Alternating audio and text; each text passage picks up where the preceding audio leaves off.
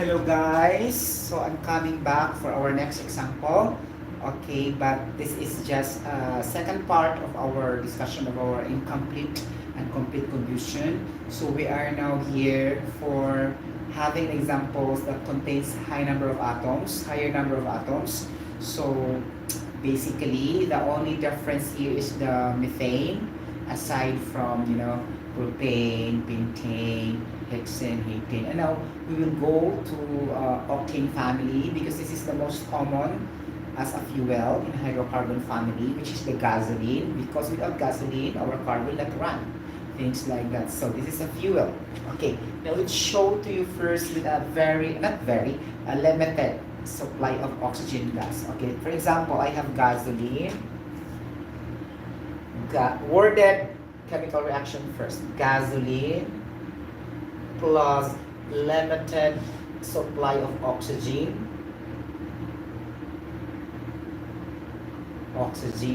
Then what is your product? Okay, things like that. Okay, it will yield, okay, carbon, okay, solid. You get the point? Carbon monoxide, carbon dioxide, and water. Okay? You get the point? So it's gonna be carbon dioxide and water, in which present permanently, and carbon monoxide will be introduced. Okay, because that is limited supply of oxygen. Okay, so we can rewrite our equation in this manner. So C8 octane family, that's why 8, C8H18. This is the chemical formula of gasoline, plus oxygen gas, which we will say limited, is equals to carbon dioxide plus carbon monoxide plus water. Okay, water vapor, by the way. Okay, things like that.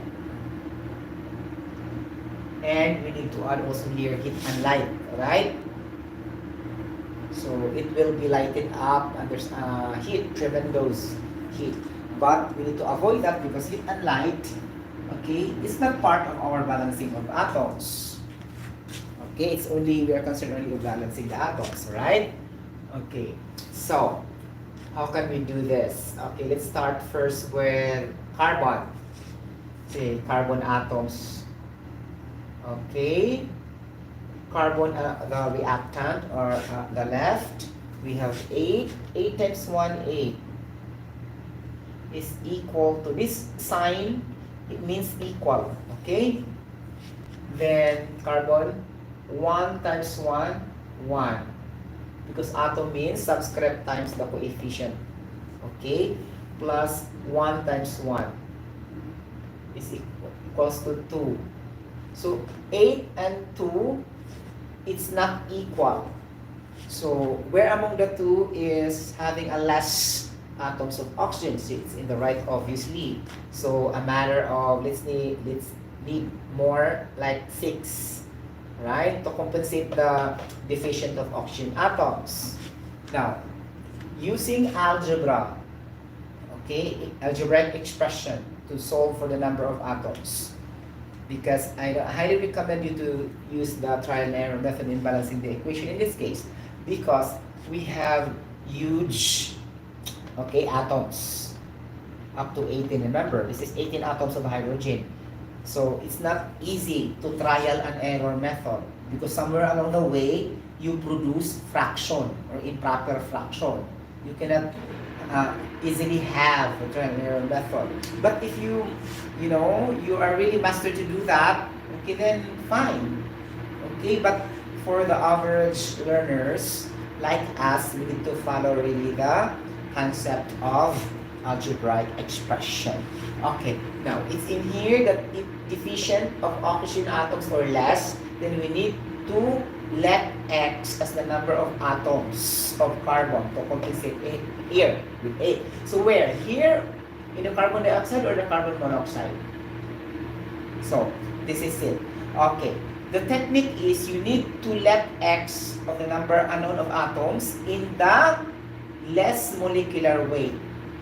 Okay? Less molecular weight. So, which is having a higher molecular weight? The carbon monoxide or the carbon dioxide? By looking at the eyes only. From that, without, solving. It's obviously CO is the less molecular weight because there's no subscript here. Here have 2. So, you put X here beside. Okay? Do not put here because this is having more molecular weight. Okay? You get the point? Now, 8 is equal to, carbon, right? 1 times 1, 1. Plus, carbon, 1 times X, X. Therefore, X is equals to 8. No, X is equals to 8 minus 1, 7. Sorry. There's 1 here. Transposed. 1 plus X equals to 8. X equals to 8 minus 1, 7. Okay. Now put the 7 here. So every time you will get the answer or the value of X, replace immediately with the answer so that you will not be confused somewhere along the way of your balancing of the chemical equation. Okay.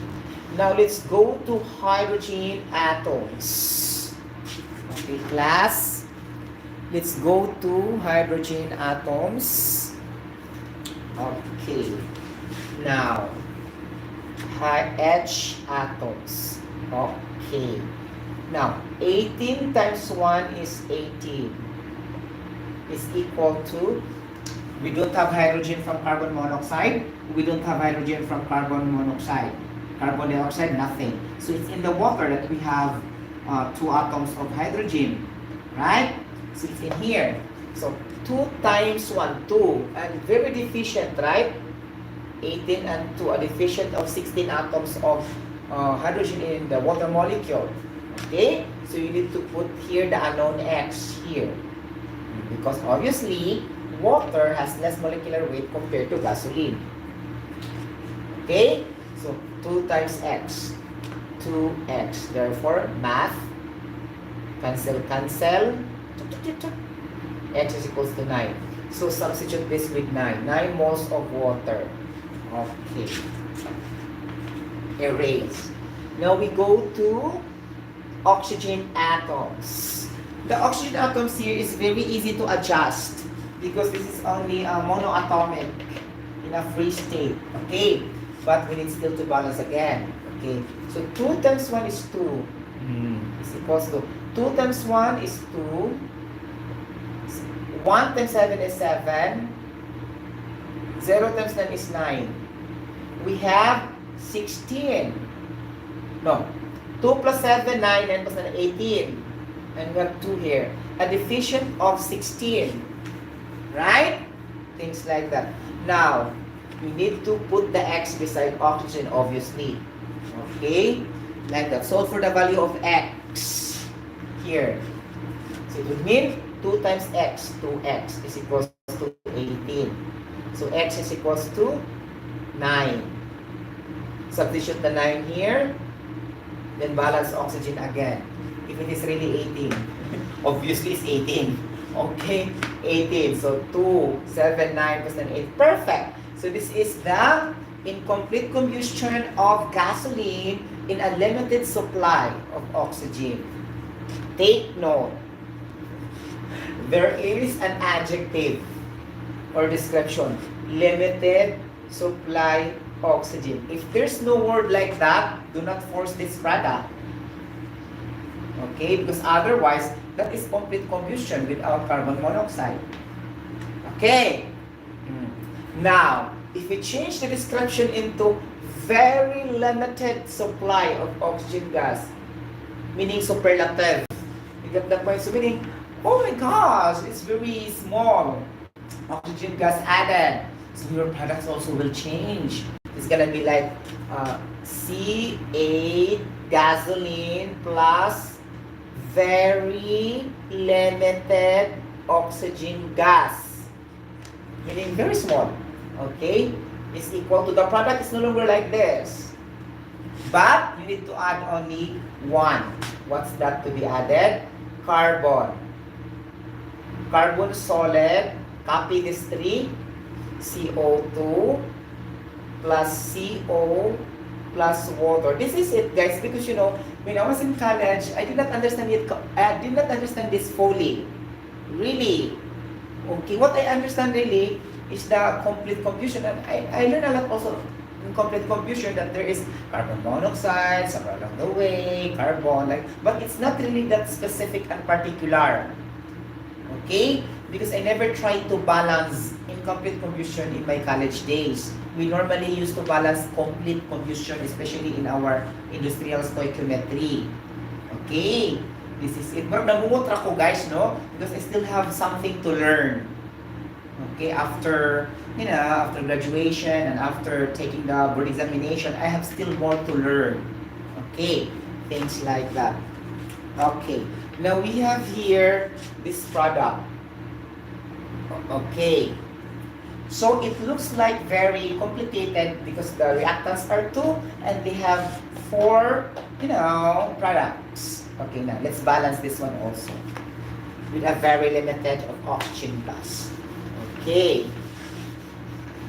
So now if our examination, it will be like that. Our examination will be about combustion, and then I will give a lot of hydrocarbons and added with limited oxygen. You know, very limited. You know how to balance already. Perfect pa mo, right? Okay, things like that. Even if you will close your eyes, right? Okay, this is C8H18. Okay, plus a very limited supply of oxygen gas. V.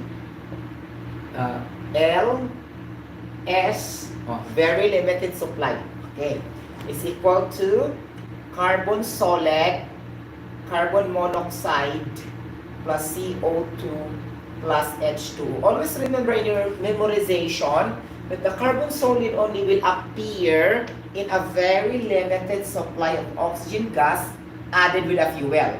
But if the adjective and description is not saying very, only limited, okay, do not put carbon solid. So meaning this is very, you should be extra careful on the description. Okay? And otherwise, specify that will be complete combustion, which is carbon dioxide and water, which is the usual case. But then again, expect the unexpected in the future examination, not always the, you know, the usual examples that we learn in our classroom instruction. It should be, you know, should be out of from the four corners of the room, the type of tests or exams. That's why expect the unexpected. Okay, things like that. Okay, we need to balance these carbon atoms. Okay, carbon atoms, 8 times 1 is equals to 8. Okay, there's no carbon in oxygen gas, obviously. Okay, equal to carbon 1 times 1, 1. Carbon 1 times 1, 1. Carbon 1 times 1, 1. Okay, so water molecule obviously has no carbon atom. Okay, so 8 is equal to 3. So it's not equal by math. So we'll put like this, no? In math.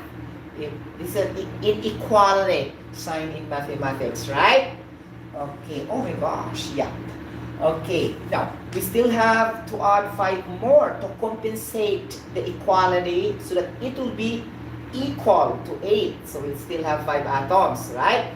Okay, there is this one.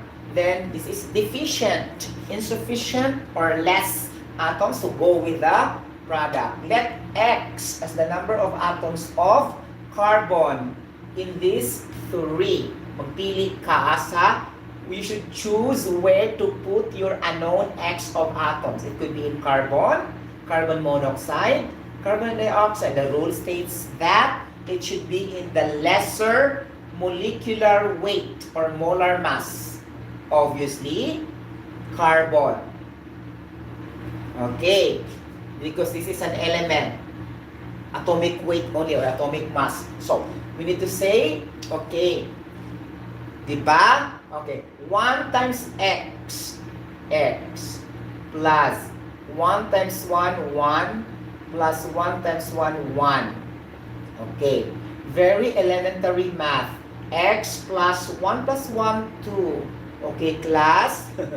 X is equal to 8 minus 2 transposed is equals to 6. So we have 6. Okay, so we let X here, substitute that with 6. Okay, now go to the hydrogen atoms, balance that. Okay?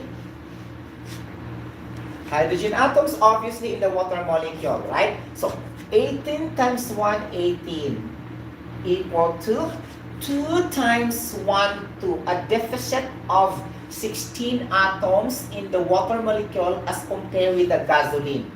Hydrogen atoms in gasoline. So we need to put the unknown X beside water. Okay, X. So therefore, 2 times X. So 2 times X like that. So equality sign. So for the value of X. So divided by 2. Okay, X is equal to 9. Okay, substitute here the 9. Right? Ta-da-da. Like that. Okay. Now, balance the hydrogen. So 18 times 1, 18. 9 times 2, 18. Now, the oxygen is very interesting. I love it. Why I love it? Because the oxygen atom is a solo flight element here. It's not bonded with carbon atom. So it's easy for the oxygen gas to adjust the number of atoms in the product. Okay. So I love it. Sana all, right? Okay. We wish that it's gonna be like that always, right? Because it's easy to balance if it is an element only. Okay, you get the point. Now, oxygen gas. 2 times 1, 2 is equal to, there's no oxygen in the carbon solid, obviously. Okay, there's oxygen atom in the carbon monoxide. Yup. 1 times 1, 1. Okay, meaning subscript times coefficient or the number of moles written beside the compound. Okay, plus. Okay, oxygen, 2 times 1, 2. Oxygen in the water molecule, 1 times 9, 9. So by elementary math, 2 is equal to 1 plus 2, 3, plus 9, 12, 12. So a deficit of 10 atoms in the left. Obviously, you need to put the unknown atoms of X of oxygen in the oxygen gas. So X, therefore 2X. So X is equals to 6, right? Substitute the 6 here. Chararat. Get the point? Now balance again the oxygen if it is balanced. Okay. Oxygen 12. Here. Oxygen 9 to 11 plus 1, 12. Perfect balance. Okay? Things like that. Take note. I'm not practicing this. This is for the very first time because I'm enjoying what I am doing. You get the point? I did not prepare this actually. This is the first time I balanced, okay, gasoline in my entire life just now. Okay? By using very limited supply of oxygen gas. Diba? So, ang saya-saya, may mga first time, right? Okay, things like that. Okay? So that will be the balance of your very limited supply of oxygen gas. If there's very chuvas, very limited, so add carbon solid, except for methane. Wait, Yup, yeah, because you don't have to add too much with the methane because there's so many, only CH4 lang kasi siya eh. Okay? Get the point? Ganon. Di ba guys? Ganon. Okay, did you understand for this or not? Okay, so in a very limited supply of methane, you don't have to add carbon monoxide. Okay? Only carbon solid. Okay? So meaning to say, the very limited and the limited in more than 1 atoms of carbon should be added the carbon solid. Okay? Like that, no? Okay, so ayaw mo pag-add ng carbon solid, kundi siya very limited ang oxygen gas. Okay. So, summary. Okay. Complete combustion, the products always CO2 plus H2O. Okay.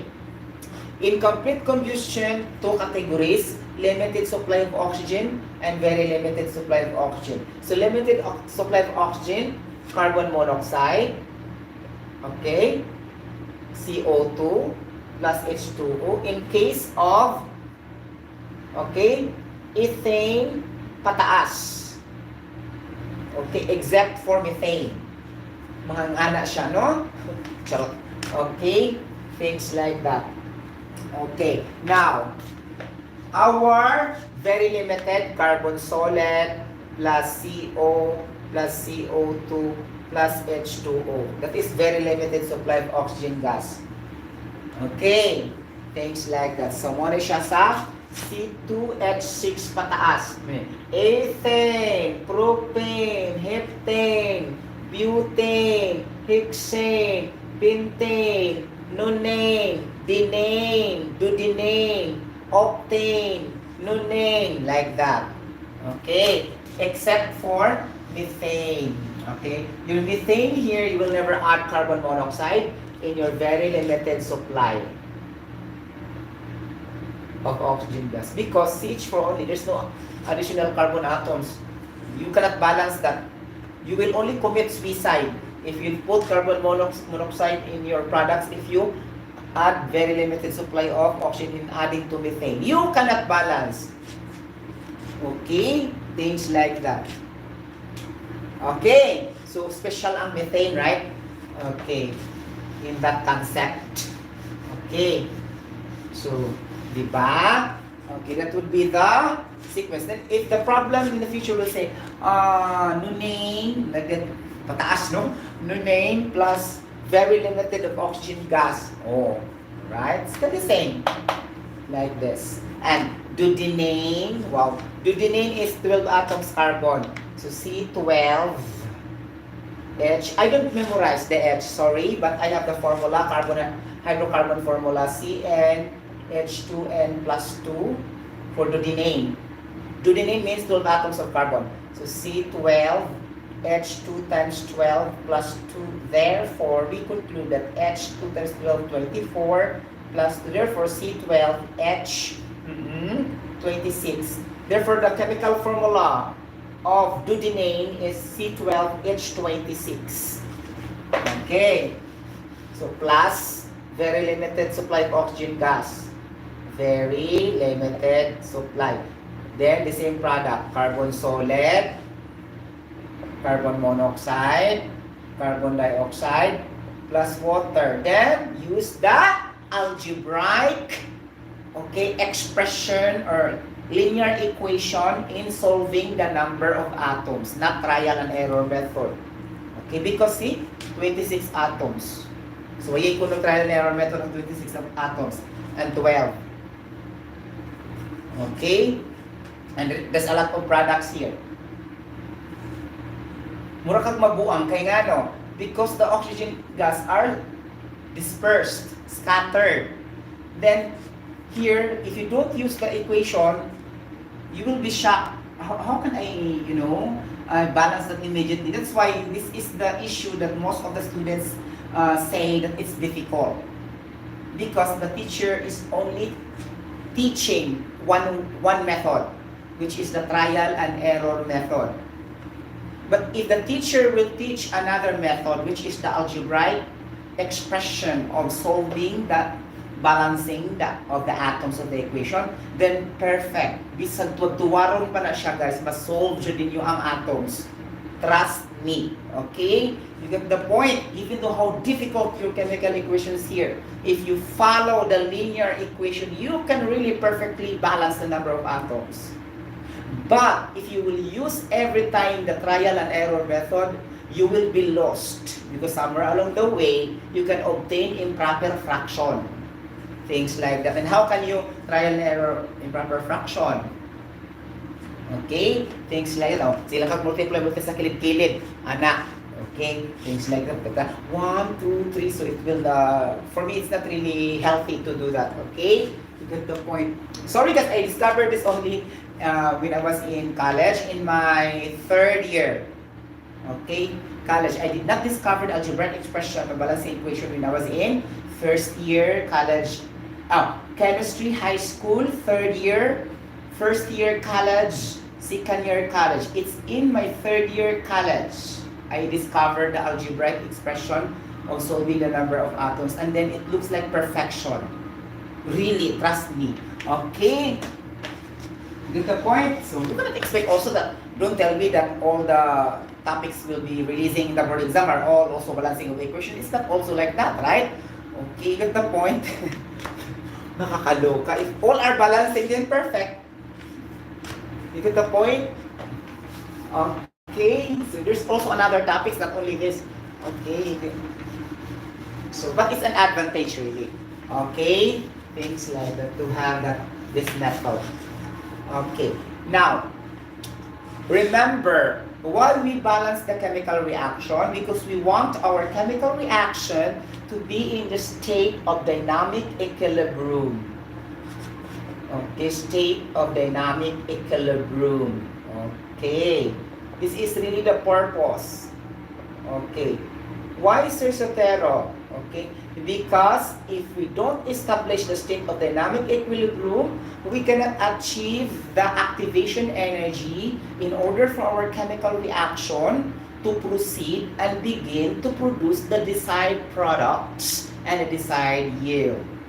Okay, so it's always having the activation energy, okay, to proceed our chemical reaction. The moment you cannot achieve the activation energy, this will not begin your rate of chemical reaction.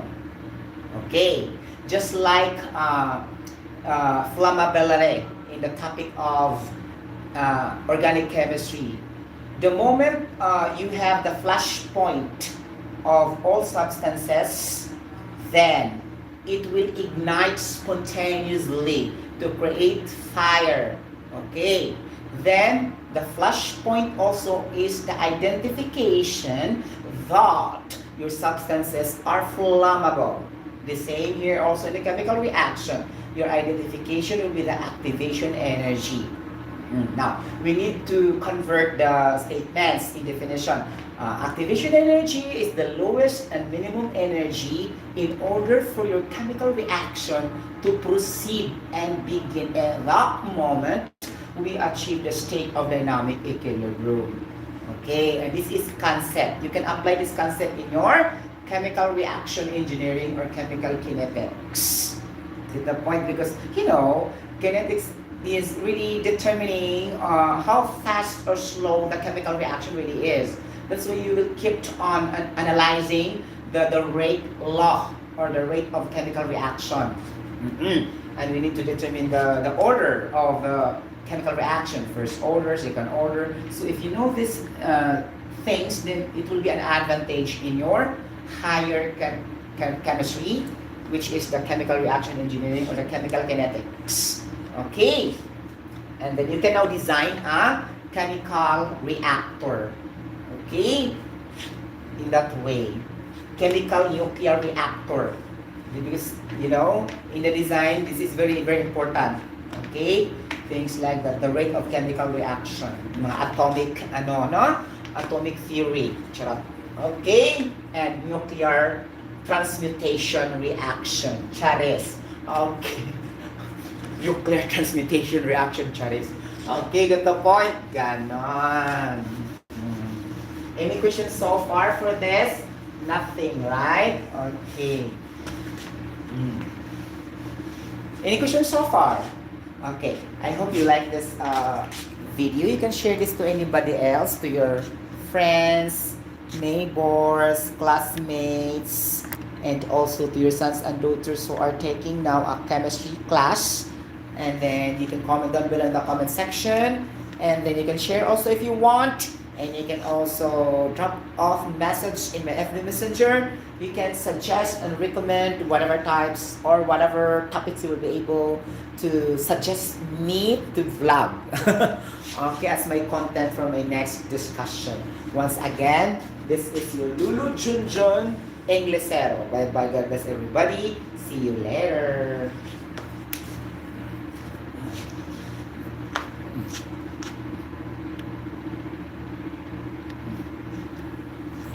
Ganun.